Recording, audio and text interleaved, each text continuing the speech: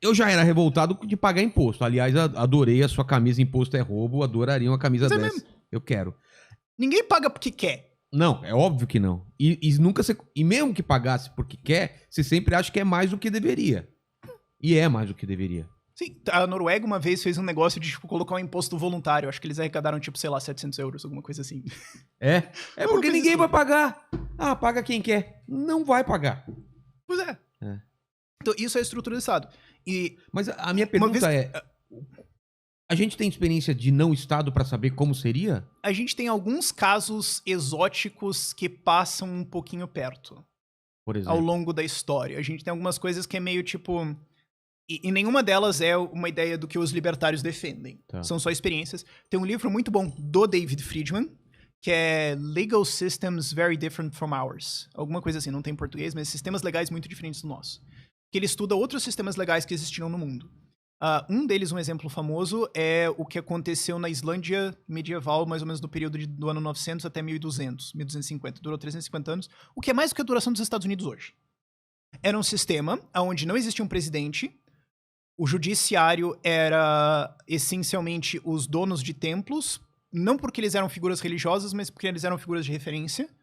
Então você ouve eles resolvem disputas. E o legislativo estava literalmente à venda. Porque o legislativo era quem eram os donos de templos e você podia comprar e vender um templo. Então qualquer pessoa podia comprar um assento no parlamento e o parlamento podia então passar uma lei. Se você não gostou, você podia comprar os assentos de volta e despassar ela. Um negócio maluco pra caralho. E funcionou por 350 anos. Descambou numa guerra civil no fim das contas? Sim, deu um problema.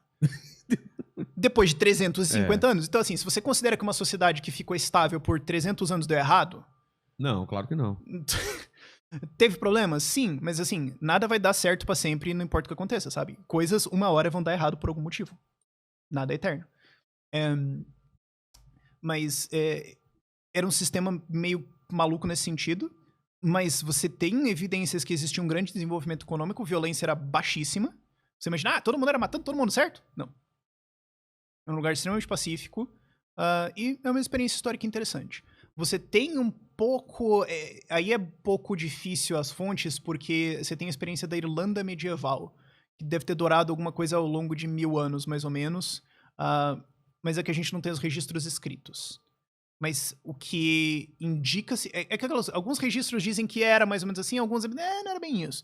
Mas era assim, pessoas escreveram isso, tipo, 200 anos depois, baseado em o que elas ouviram. Então, Mas era um sistema era um sistema cultural, em que quem resolve disputas é um chefe militar. Ele tem pessoas armadas com ele que resolvem as coisas quando não se resolve na amizade, eles resolvem no vamos ver. Então, ele era o Estado. Não porque você não era obrigado a seguir ele. Ah, tá. Você podia seguir qual você quisesse e sair de um e ir pro outro. Tá. No mesmo espaço. Tá. Então era um sistema de competição de resolução de disputas, em que as resoluções de disputas eram baseadas em lei customária. Então como que a gente resolve as coisas no passado? Jurisprudência, o que é hoje common law. O sistema hoje legal que rege os Estados Unidos e Inglaterra hoje é basicamente o mesmo princípio. Qual é a jurisprudência? Como que nós resolvemos quando existe um homicídio, ou uma cobrança de uma dívida, um conflito sobre de quem que são essas ovelhas? É olhar pro passado e ver o que der certo. Qual que é o histórico? É isso que nós vamos fazer. Existia alguma obrigação estatal? Não, ninguém era obrigado. Não existia uma jurisdição obrigatória. Existiam pessoas que executavam sentenças, resolviam disputas.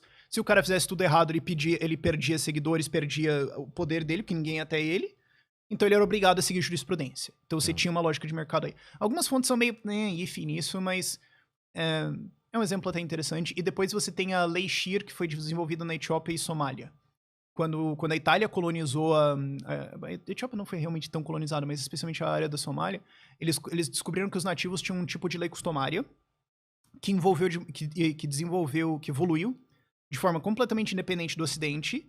E eles desenvolveram basicamente uma noção idêntica de devido processo legal. Advogado, defesa, tempo de defesa, tem que ter produção de provas não podem ser obtidas de maneira ilegal, você tem direito à apelação. Todas essas estruturas existiam dentro dessa lei. E era, mas quem que é o Estado? Não tenho. Não tem, as coisas são das pessoas. E quando tem uma disputa? Quem resolve é o parente masculino mais velho que liga os dois. Então, se tem uma disputa entre dois primos, quem resolve é o avô. Porque ele tem jurisdição em cima dos dois. Por quê? Porque a nossa cultura decide o que é isso. É assim que a gente faz as coisas. Tipo, esses exemplos históricos, todos eles estão muito fortemente ligados à cultura. E é um negócio meio exótico. Você tem algumas coisas diferentes que são propostas hoje dentro de tecnologia. Então, assim, eu não tô propondo que esse deveria ser o nosso sistema. Estou dizendo assim, uma vez que você tem integrado isso em cultura, isso vira normal. Só que hoje a gente tem uma cultura de Estado. As pessoas acham que isso é normal. Assim como a gente um dia teve uma cultura de escravidão, de achar que escravidão é normal. A gente já teve um dia uma cultura de achar que a mulher não era realmente gente. Era tipo, você tinha homens, mulheres e depois... e bichos e tipo, sei lá. A gente já acreditou nisso como humanidade. Exatamente.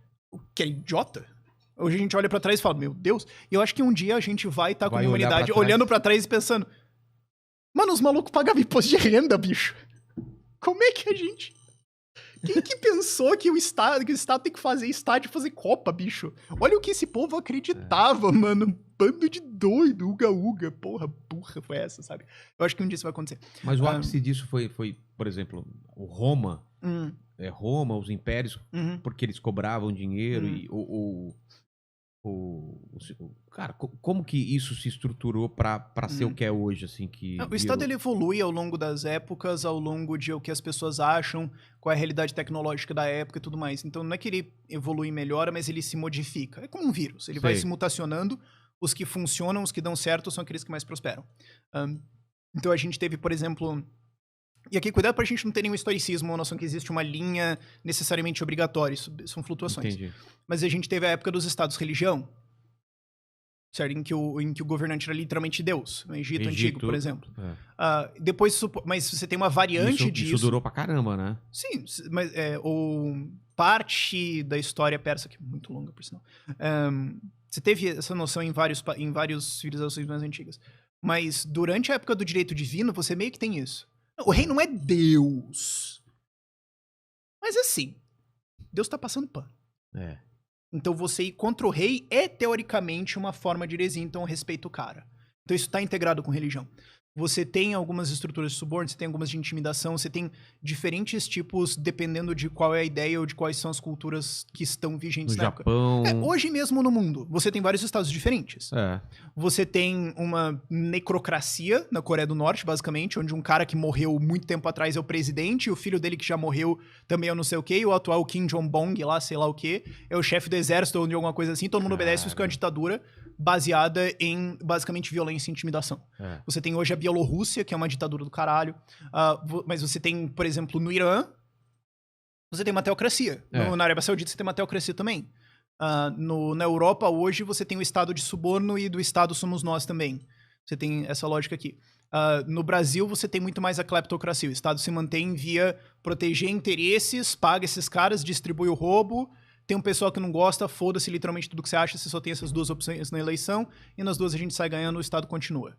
E tem um pouco de suborno e tudo mais, mas de maneira geral é subornando grupos de interesse e não a população como um todo. Você tem diferentes estruturas de Estado existindo hoje no mundo. E Cuba, Cuba, Venezuela... não sei no detalhe como a gente poderia classificar elas, mas você entende como são estruturas diferentes de Estado? Você não pode ver como hoje existe uma forma de ter Estado. Não existe. Pensa como um vírus. Existem várias mutações diferentes dependendo de qual é a genética local da população. À religião, às crenças. Se adapta. Os que falham morrem muito rapidamente, então dificilmente eles entram no registro histórico. Os impérios, os que duram bastante, são os que acertaram o que eles tinham que fazer.